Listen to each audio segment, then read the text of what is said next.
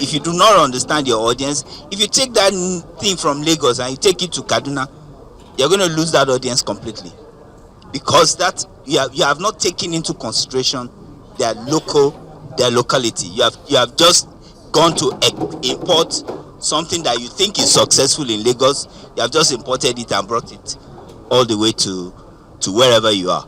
Or you bring something from Kaduna and believe that, okay, because this thing worked in Kaduna, it's going to work in Lagos. No, it's a big lie. You need to understand the local challenges, whether social, economic, or political. This can have effect on your content. You need to tailor your content to be inclusive and respectful of these differences. There are some things you take from a local background and you take it to a northern cultural Muslim setting, and your audience will absolutely revolt. So you lose the essence, you lose that audience completely that you are trying to cultivate, because you have not thought about their local sensitivity. Language and communication. Use local language effectively, as this can significantly enhance your reach. English is widely spoken, but incorporating local languages can create a more intimate connection. I don't know whether you agree with me. There are a lot of things that we do.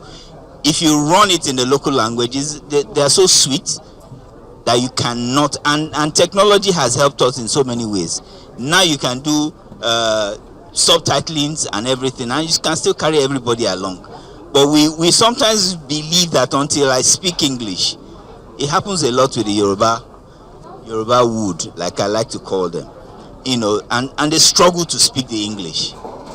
But if you produce it in that local language, it's sweeter, it's more exciting, it's more interesting, and you are delivering to that audience that is your audience. We talk about technology accessibility. Consider the technology infrastructure and accessibility in your broadcast environment.